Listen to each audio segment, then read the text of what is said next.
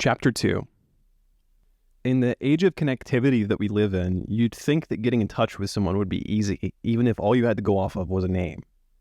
Everything's online. Everyone has half a dozen social media accounts. But what if you were looking for someone who never checked their accounts? What if all of their friends and followers were private? And what if the name you had to go off of wasn't even their legal name, rendering your trusty Google search all but worthless? Oh, and what if finding this person was the only way you could possibly begin to get to the bottom of a mystery that had been haunting you for 3 years?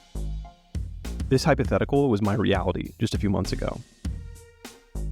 I'm Josh Webb, and this is why they left.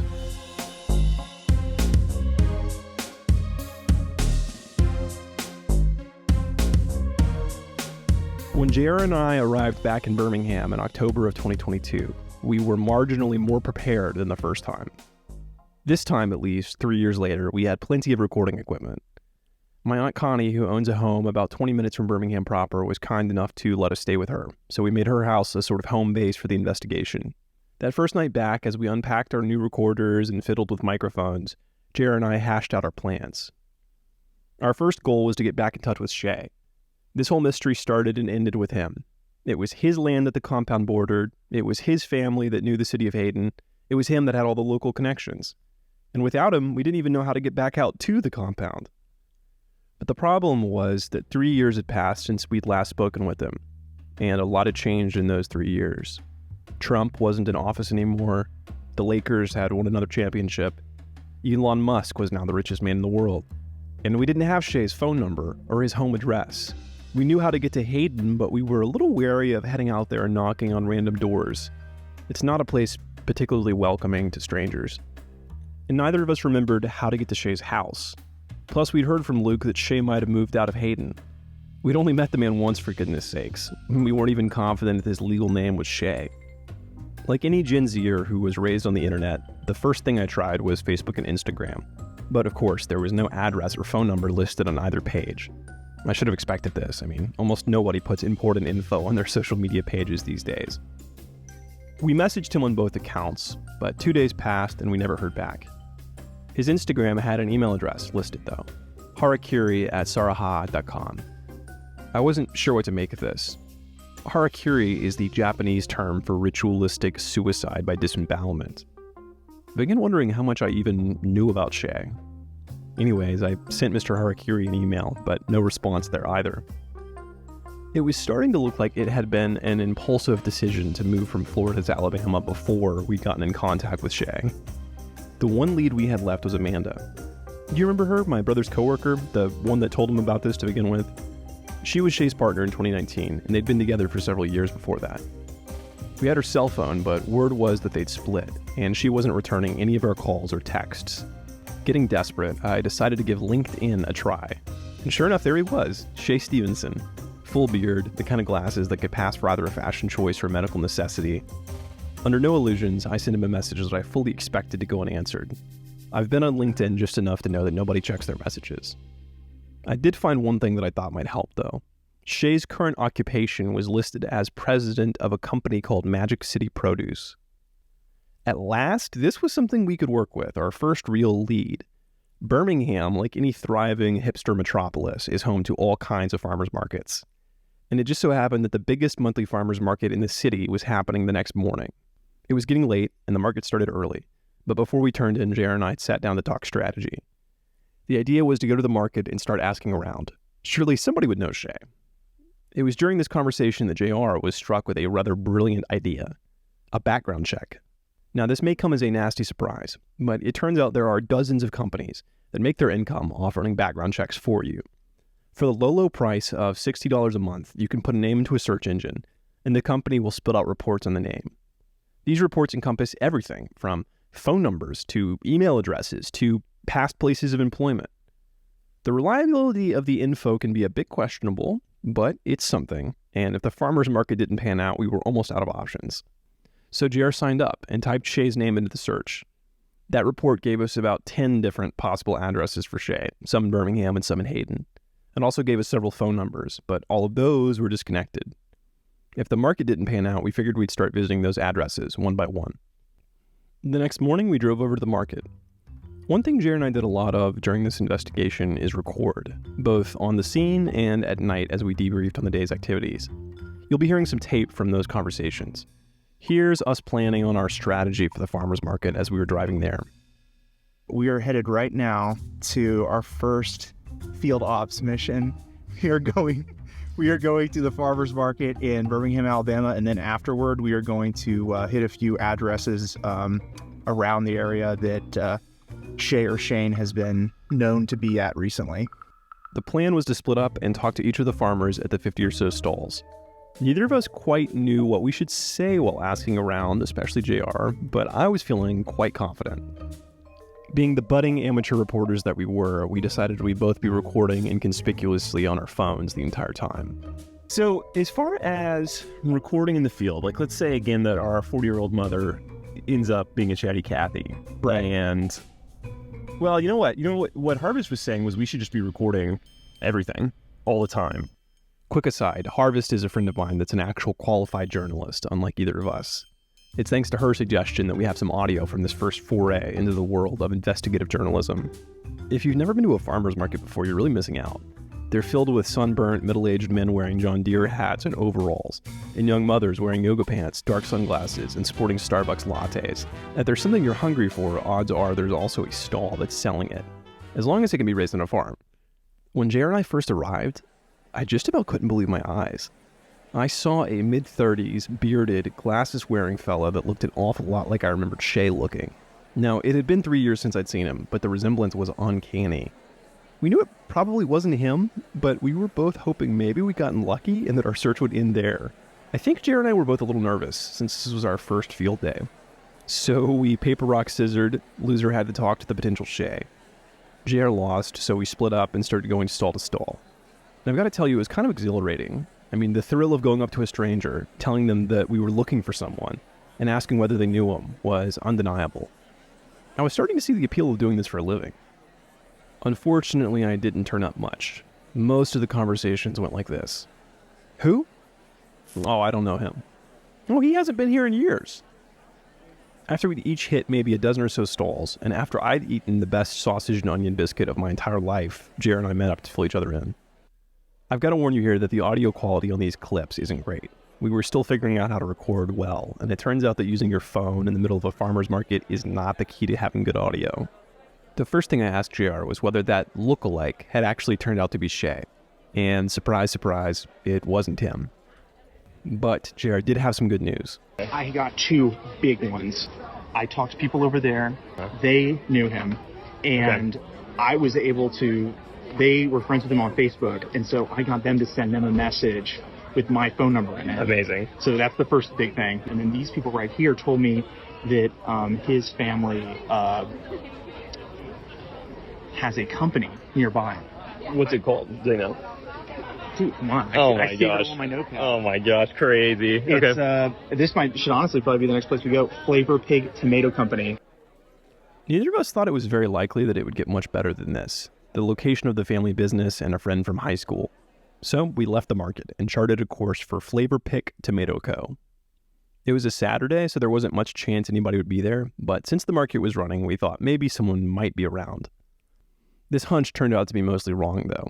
Flavor Pick was a giant industrial warehouse. Loud generators running 24/7, at least a dozen loading docks, and of course, all of the doors were locked. JR and I were running around the building when I heard someone shouting. A man was parked in a black F-150 with the engine running in the parking lot with his window down. We walked over. As luck would have it, this man actually worked at Flavor Pick. And even better, he knew Shay's mom. We gave the man my phone number and he promised to pass it along to her on Monday. We were a little giddy about this, like this was our first real win in the investigation. The next morning, Sunday, still riding high off the farmer's market intrigue of the day before, we decided to hit a few of the addresses listed under Shay's name from the background report. Some of these were in Birmingham and some were in Hayden. We started with the Birmingham addresses since those were a much shorter drive. Visiting these addresses put our investigative skills on fine display. We'd gone from nervously interrogating farmers to cold calling strangers in a mere 24 hours. Unfortunately, this did not turn up much either. Nobody was home or nobody named Shay Stevenson. Nobody we spoke with had even heard of him.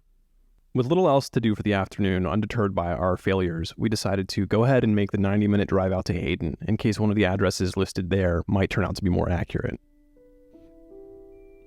Passing through Hayden again was like revisiting a memory. The first thing you see when you pull off the highway and onto the back road that takes you there is a green sign, sanitary landfill, 3 miles, as if announcing that there's nothing to see here, that you'd be better off visiting someplace else. Yet the town had attained a sort of mythical status in my mind. The shabby handful of government buildings indicated secrecy and stories unknown.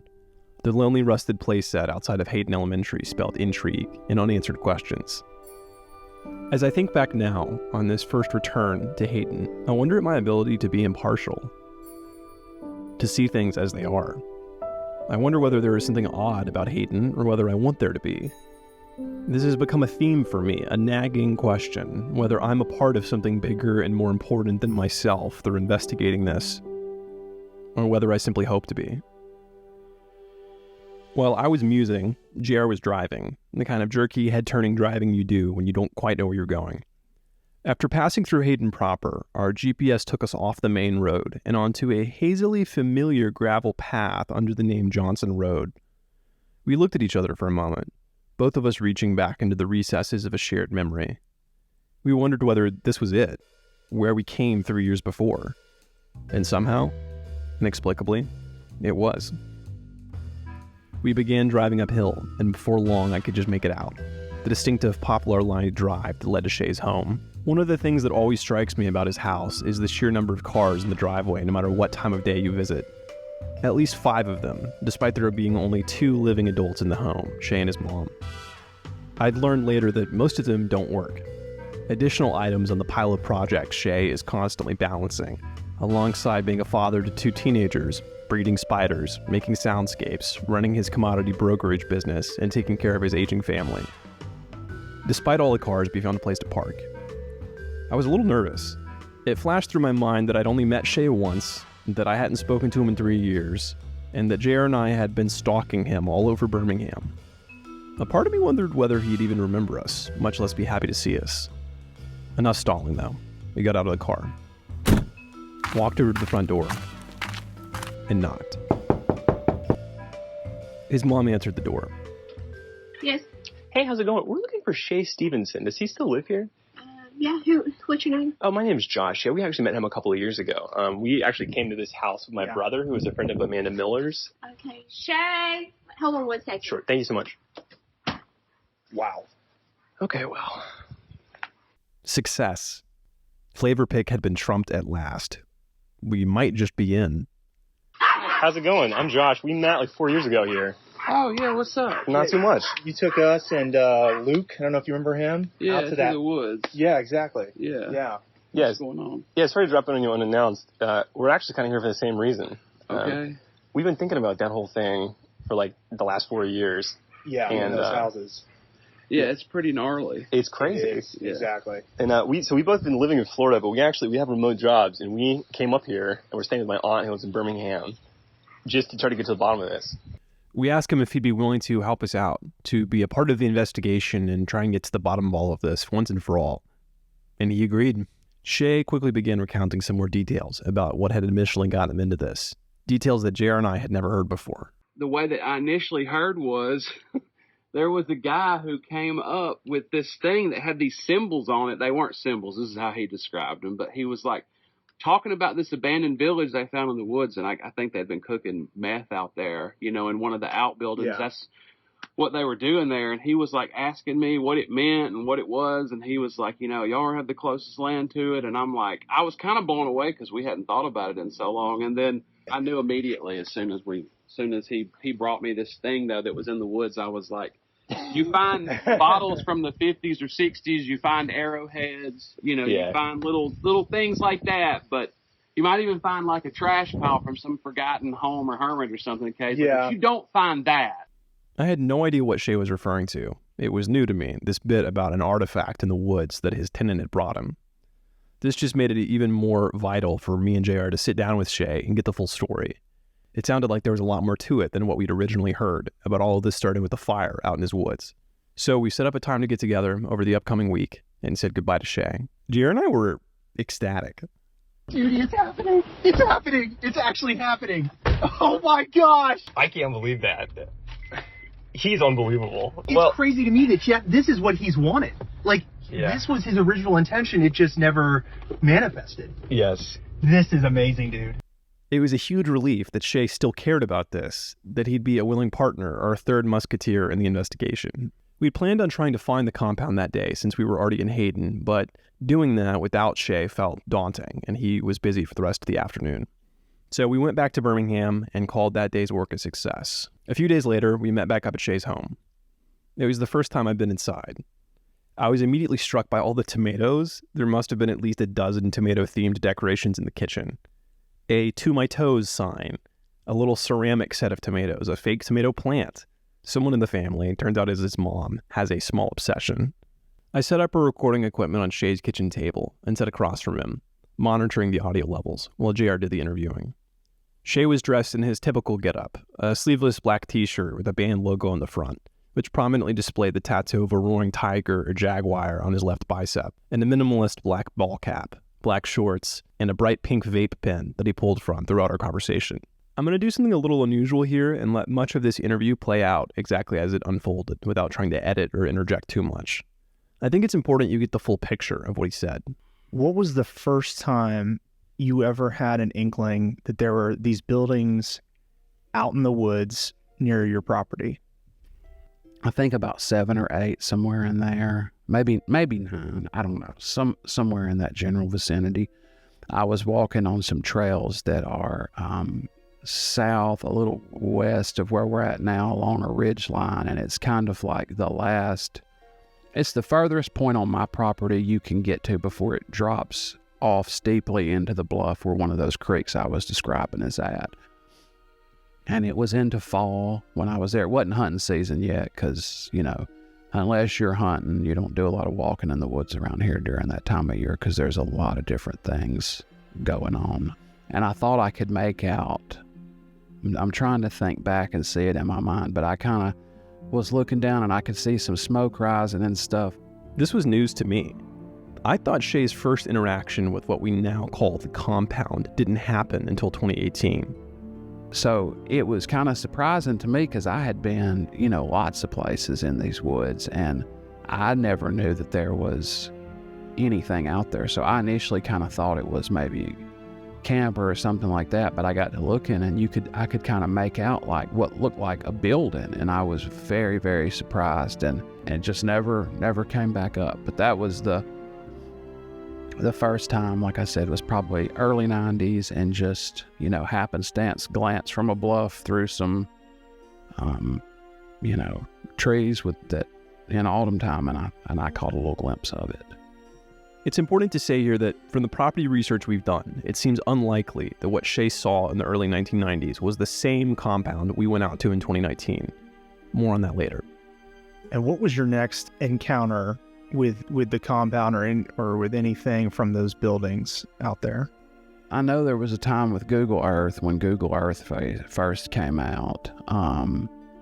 I think I've told you guys before, but being here, I've done a lot of reading and dreaming and looking through encyclopedias and all the things and just imagining what other cultures and stuff were like and what the world looked like. So when Google Earth came out, to me, it was like the greatest thing that ever existed. I think I traversed like the whole coastline of Iceland. I was like, at some point after I kind of sated my interest with everything else, I was like, oh, well, let's, take a look at our property and see if, I see anything. And I pulled it up and I was like, I'm like thinking, what is that? And, in the woods, it's like, you can't see it real well. It's not like it's a huge cutout area, but you can tell that there's a gap, several kind of gap areas in the trees there. You can tell something's going on. And then if you look real close, you can see a little bit, at least back then, you could see a little bit of an outline of something. And then I was like,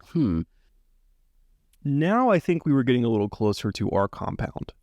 I think it's possible by this point that what Shay saw on Google Earth was the same abandoned compound dominating this story. This is weird. Like, something about this doesn't add up because, around here, your neighbors. You have long-standing relationships with your neighbors. We know I mean, we live in even the closest town to where we are is like population 300 people, I think 300 and some odd people. You know who's here.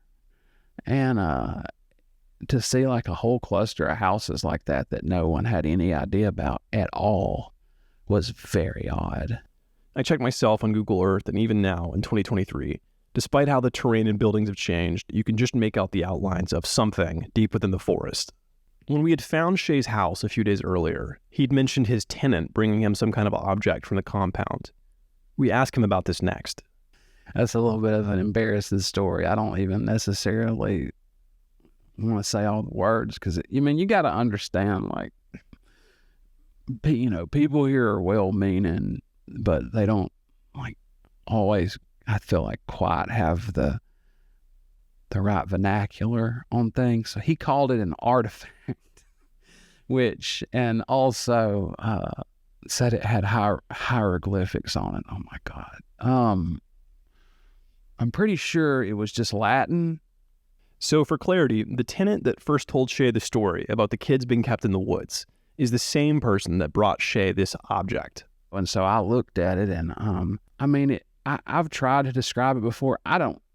Chemistry, even though it's very interesting and things of that nature, was never something that I really got all that into. But what he showed me, one of the things was some kind of medical tool, and the other thing was like a cylinder, and it had some writing on it, and I think it was Latin. Of course, he wasn't going to turn loose of it. He thought he had found something, I think the word alien even came up at one point.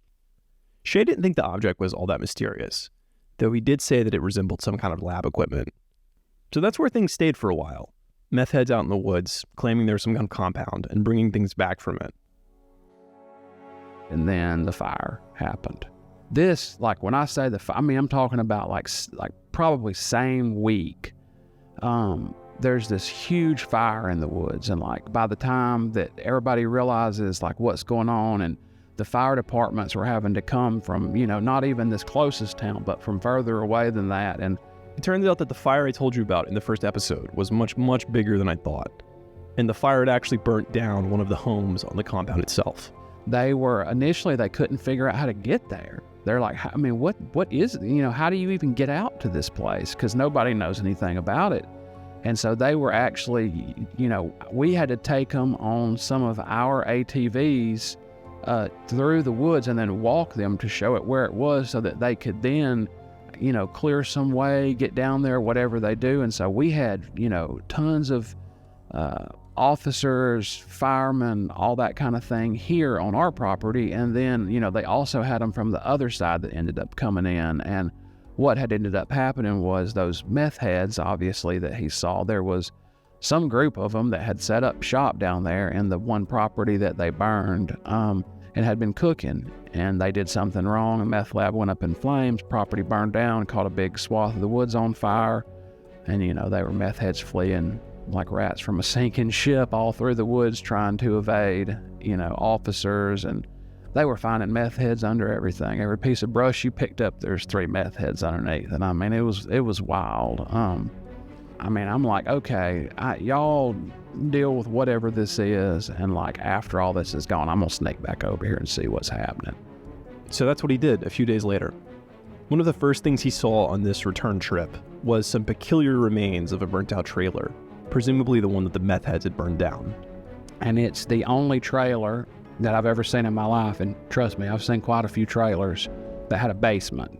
It was the strangest feature, and it was one of the first things that I encountered there that really made my ears stand up and make me say, like, it was so weird because the way that it was situated, imagine the trailer sitting long ways, and then on one side, like one end of the trailer at a 90-degree angle from one end, like, they had kind of cut like a basement underneath it, and you could enter it from the back of the trailer, but not the front. And so first off, it's a space underneath the trailer that's large enough for a person to stand up in, that you can only enter from the back of a single wide trailer on the bank by the creek. And in this thing, there were all these mason jars, and I know I've seen root cellars, I know people putting up stuff, but it wasn't just food. There were other things there that were just really, really strange and odd. There was, lots of like bulk medical supplies too, which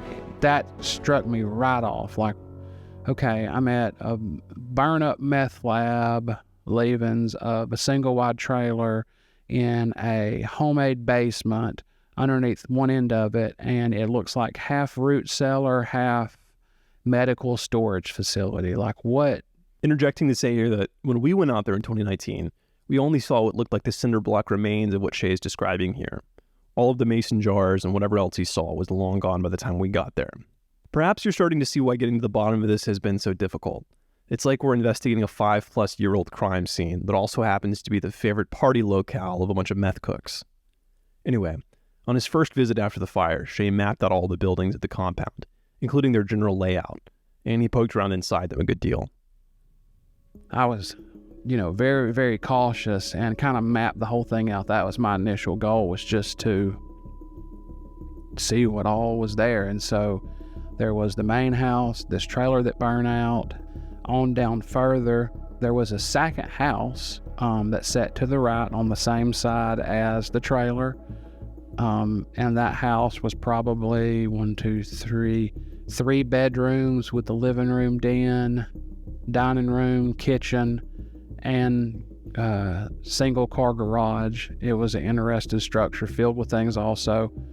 Going further back, there was a hill at the very back of the property that was the hardest to access piece of the entire thing, that was what looked like another single wide trailer up on a hill that I have no idea how they even got the thing up there. And what was so odd was that one was also burned down, but who knows, maybe that's what I saw that was on fire when I was a boy. I don't know. But then if you came back down but went up the hill to the left from it, there was a smaller shed, rickety. It looks like something you'd expect to see in Appalachia, just thrown together wood and, like it's barely holding on, elevated a couple feet off the ground, probably 10 foot by 12 foot. And then the last property was another trailer, and it sat in long ways, and it was the very last spot that the road actually dead-ended there. And this trailer was the most interesting. The last trailer appeared to be the one where 2 doctors live. I say live, maybe they did not live there, but 2 psychiatrists from Central America who were working in Birmingham, for some reason, instead of staying at properties that they had in other far nicer areas, were maintaining a raggedy single wide trailer in this odd compound at the very dead end of the road, and you're already a ways out in the woods. This is the last stop, last house on the left scenario, or in this case, I guess, last house on the right. But it had so much old paperwork in it, people's names. I found names of people, some who I could find, many who I couldn't. Some of them were kids at the time that they were in there, according to what I looked at.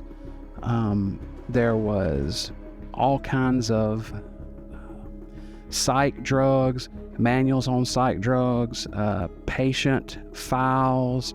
There were what looked like to be vials of blood. There were some lab instruments and tools.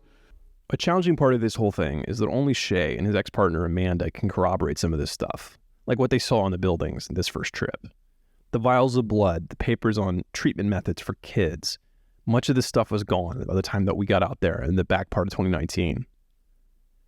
We tracked Amanda down soon after this, and you'll get to hear what she remembers too. She was with Shay this first trip after the fire, before JR and I joined. So she saw the compound when it was less ravaged by time and other people. It was one of the oddest things that I think I've ever found in my life. And I have, as I've talked to you about my father, I've seen him go down some pretty wild rabbit holes, but that was surreal, going into this isolated compound and finding what amounted to a DIY chemist lab, kids' papers, 2 doctors from South America, and a self-sustaining compound in the woods of north central rural Alabama. And it was like at that point, the other stuff made my ears stand up. The house had papers from prisoners. In that house, there were multiple different men with criminal records that had spent time in prison who stayed there. At the time, I was able to identify 3 or possibly 4 individuals who lived there, all with a criminal record, rising to the point of being imprisoned. And then in the first house that I come to, that, like I said, we called the main house, that's where it appeared to me to be at least a man and possibly his wife and their younger daughter, who I believe was a teen at the time, but I'm not 100% for sure on that. When Shay says the main house, he's talking about the one that I walked you through in the first episode. When he says that there was a man and a woman and their daughter living in the house, he's talking about Anita and Dieter Weiss and Abigail, their daughter. It just contained an absolute treasure trove of information on what all went on there. And it was, everything from kids' art to documentation about punishment and restraint methods for juveniles with various problems. I seen everything listed from autism to ADHD to schizoid affective disorder. There were drug trials that went on there with the accompanying documents on said drug trials. Again, patient files, employee files, checks, debt information, anything that you could think of, they just left laying there. I didn't know what it was or what was going on, but I know how things are around here, both above ground and beneath it. And though there are some definite nefarious activities that take place, I've never encountered quite anything that was that level gonzo insane. So another thing I have a hard time with is the idea that these people were living out in the woods and nobody knew about it. We asked Shay whether anyone in the community that he's spoken with knew that these people were living out in the woods, whether anyone had heard the names we found out there connected to the property: Anita and Dieter Weiss, and Charles McIntyre, and Marilyn Lockman.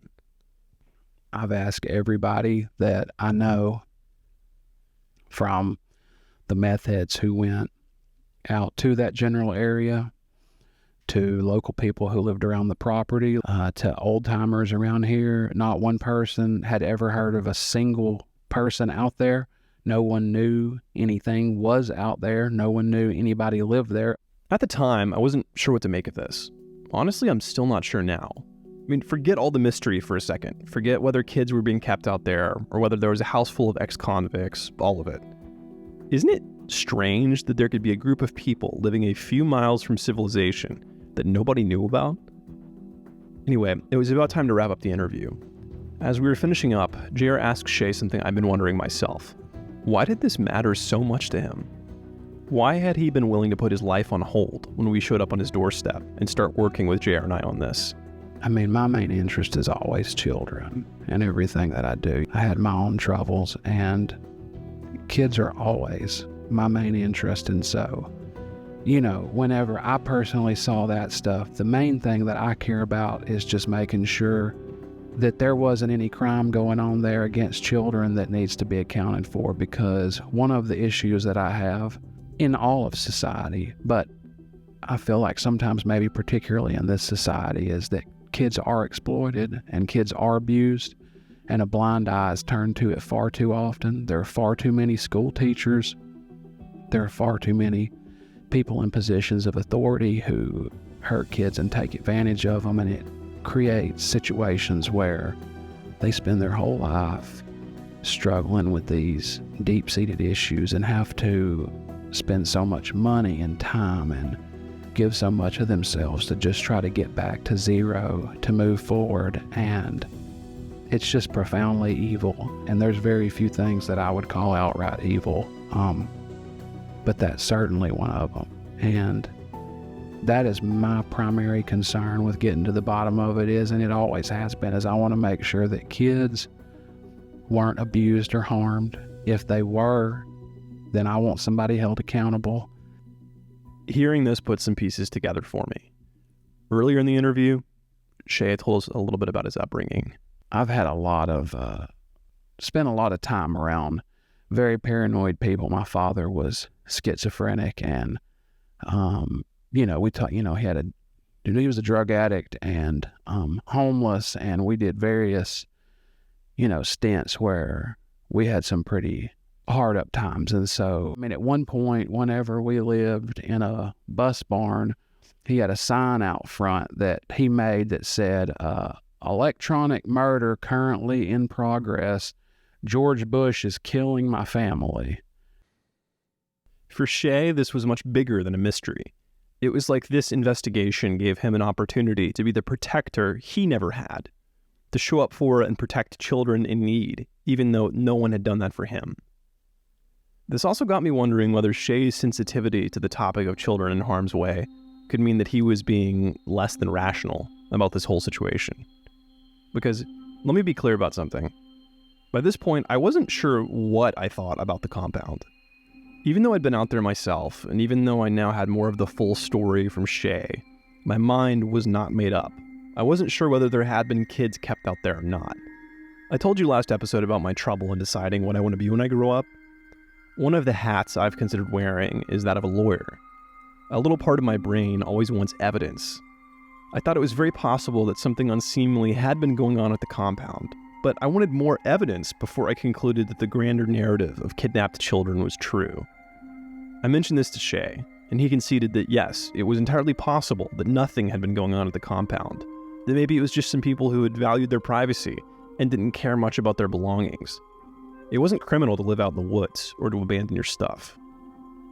In fact, every time I've even wondered at Shay's dependability or reliability when it comes to the compound, I've been left reassured that he is first and foremost a person willing to let reason and logic guide his decisions.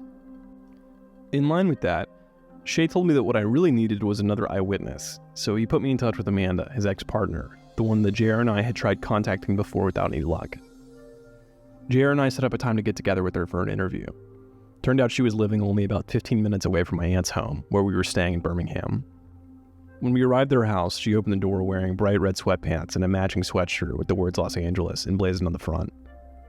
Amanda and her home, they're both warm and inviting, no matter what the weather outside's like. Since this was now JR and I's second interview, we felt like real pros as we got out and set up our recording equipment in Amanda's den. She sat on the couch across from us as we were both sitting atop bar stools in front of a fireplace. One of the first things I asked her was about Hayden's culture. That's a piece of this that I am still trying to make sense of in my head. How any of this stuff, meth cooking, kidnapped children, could be going on without the police doing anything about it. And she had a lot to say on the subject. There's always rumors flying around on that mountain about things that have been seen or things that have happened, people that have gotten arrested. Obviously, like, it is meth mountain out there. There are people who live in the woods. They're just without even buildings being out there. They live under trees. The cops go out there pretty frequently. I mean, there's like a rampant meth problem. So it's almost like the perfect disguise, because anything that you hear that comes out from those woods or that goes on is automatically like, yeah, I mean, it's the meth heads. Like, they're at it again, you know? Hopefully this scene is becoming a little more clear to you, as it was for me. Whether we like it or not, our zip code matters. It determines a lot of things.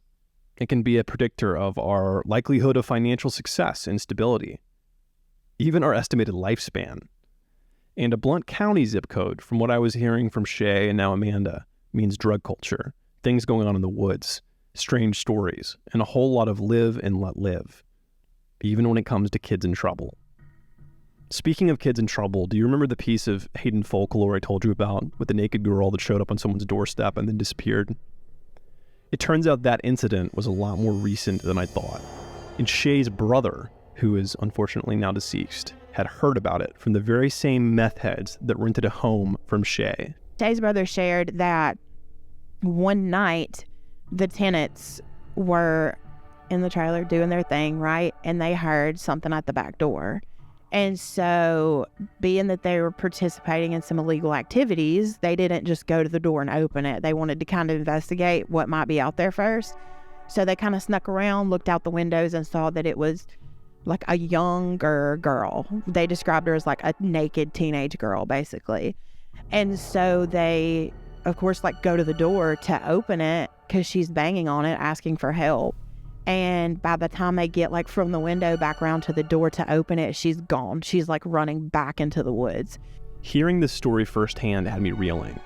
So I asked Amanda why she thought things like this went unreported in Hayden and in Alabama in general. I think if you look at Alabama as a whole, that the state in general is very much like what happens inside of a family stays inside of a family, because it's the obsession that we have with worrying about what other people think about us.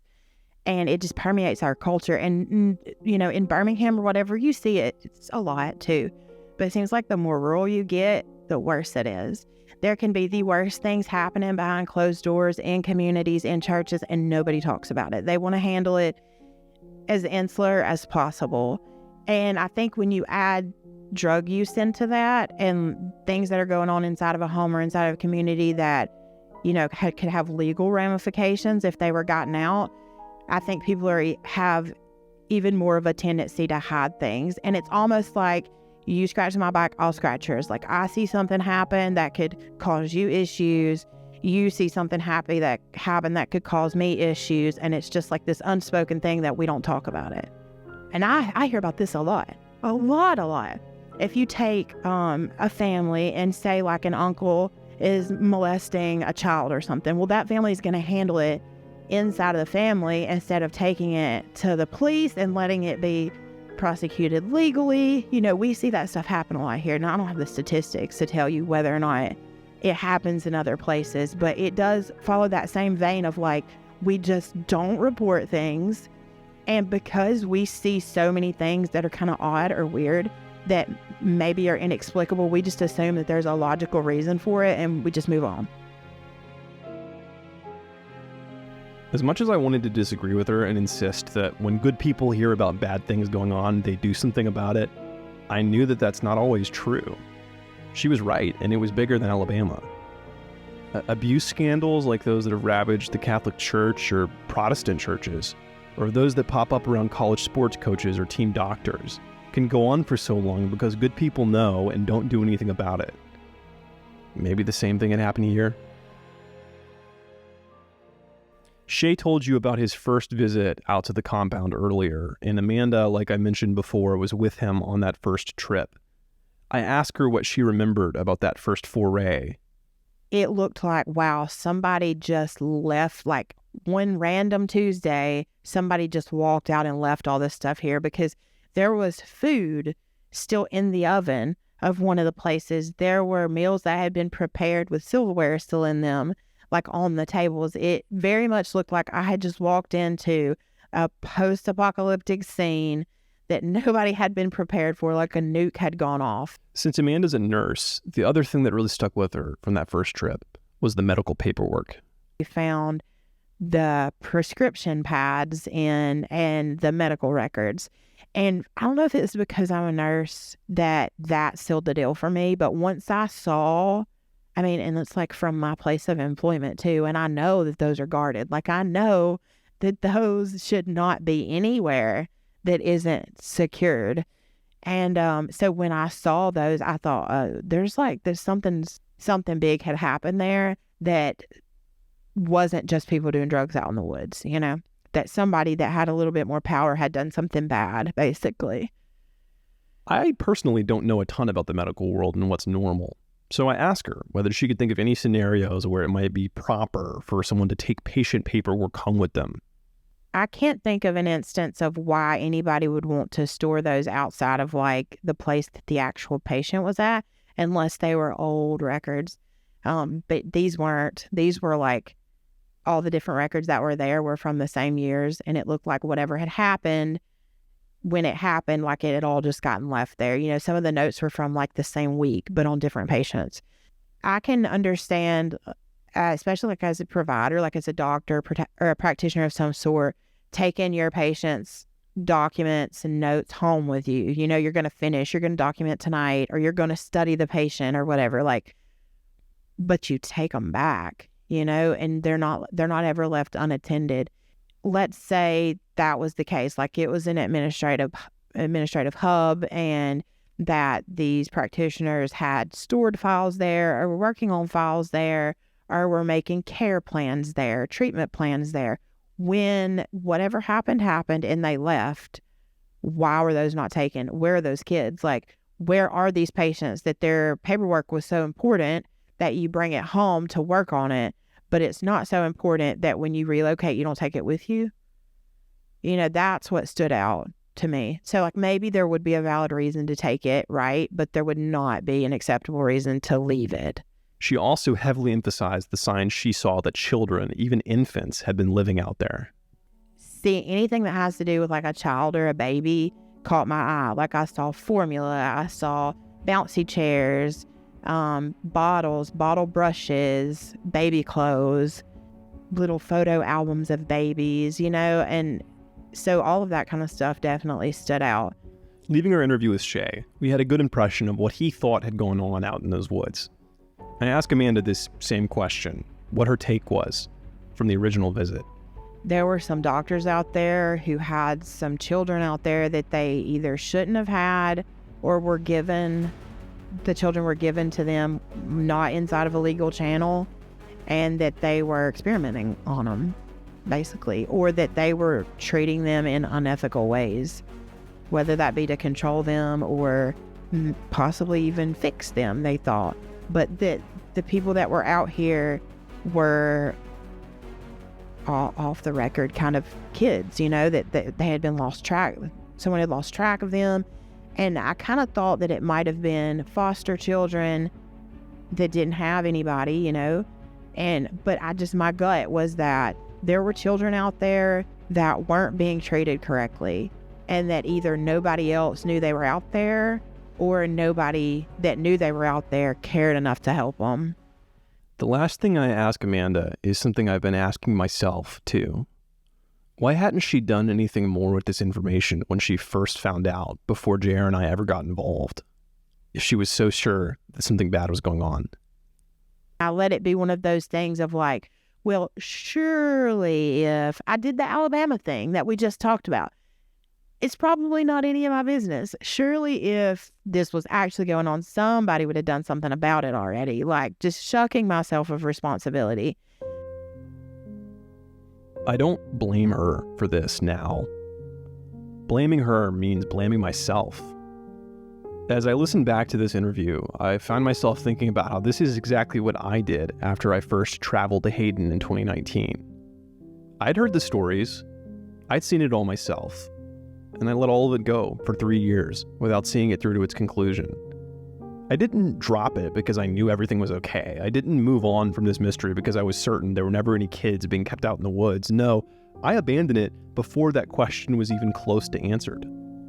I abandoned it because of time and what felt like necessity. And to whoever's listening to this, I want to tell you now that I'm sorry. I'm sorry that I didn't do more sooner. What I can promise you is that this time I'm determined to see things through, to get answers. I hope those answers will be innocuous, that this is all a big misunderstanding. But I'm not going to let the hope for a happy ending stop me from finding the truth, no matter what that truth might look like. After JR and I left Amanda's home, we drove back to the HQ at Aunt Connie's and debriefed on what we thought of the 2 interviews. Both Shay and Amanda were convinced that something bad had been going on in those woods and that it involved kids. I hate to say it again, but I still wasn't sure what I thought. We got home that night and decided to do a little Googling with this new information in our heads. We'd searched the address we found at the compound, 420 Watson Road, dozens of times, and we'd never turned up much. Of course, we'd also tried searching it combined with the names from the compound, Charles McIntyre and Marilyn Lockman, and Dieter and Anita Weiss. But even with those combinations, the address and the names, we weren't very successful. That night, though, probably because of some minute difference in the way we wrote the search, we found something. A web page about medical providers in Blount County. And right there, in plain English, we saw a note. Weiss Homes, Inc. is a behavioral agency located at 420 Watson Road in Hayden, Alabama. Now this was significant. This was objective evidence that the compound wasn't just a place where a strange family was living. No, it was some kind of medical facility. JR and I started talking about what this could mean. One theory we considered to account for the compound was that it had been a group home, the type of place that kids are sent when they get removed from bad home situations by Child Protective Services. That would account for the kids' stuff at the compound and the psychiatrists on site. So I decided to pull up the Alabama Department of Mental Health's website. They keep a public log of all of the site visit reports for community service health providers in the state. Since Weiss Homes was a community mental health provider, surely they'd have visit reports on the state's website. Maybe these could tell us something about what was going on at the compound or why it was abandoned. So I punch in Weiss Homes, Blount County, Hayden. No results. Okay, no problem. I probably misspelled something. So I double check my spelling. I refresh the page. I re-enter my answers. No results. The state of Alabama had no record of a site visit ever occurring at a facility run by Weiss Homes. This discovery was the beginning of a trend line that runs throughout this story. Each new discovery simultaneously seems to make things seem somewhat less mysterious, but at the same time, even stranger. Let me give you an example. Okay, so the compound was a medical facility. Surely that means nothing nefarious was going on. It was probably a group home. But the state never audited or reviewed it. Why? What did that mean? We still had many more questions than we did answers. But at least now we had a working theory, a group home, maybe an off-the-books group home that narrowly avoided state oversight. With this new idea in mind, one thing was clear. We needed to get back out to the compound to see what we could find. Copious review of any documents that were still intact from when we'd been out there last time would probably shed a lot of light on the situation. So, 3 years later, it was time to return to the compound. Time to go back to the beginning. Hey, before you go, I'd really appreciate it if you're enjoying Why They Left, if you'd share it with people you know who might be interested, and if you'd leave us a 5-star review wherever you get your podcasts. Oh, and here's a little sneak peek at what you can expect on the next episode, which should be out in a couple of weeks. Did you ever know these folks what live down in this holler here? Yes, I did. Do you know anything about what's going on down there? And they say to themselves, they don't talk. They had a guy that moved in there, but the FBI got him. He was a damn bank robber or embezzler or something from Canada, and they got him for some federal crime, embezzle, bank robber, or some bullshit. Why They Left is written by me, reported on by myself, Shay Stevenson, Luke Webb, and Jared Leslie. Luke acts as our executive producer, and Shay wrote our original theme song.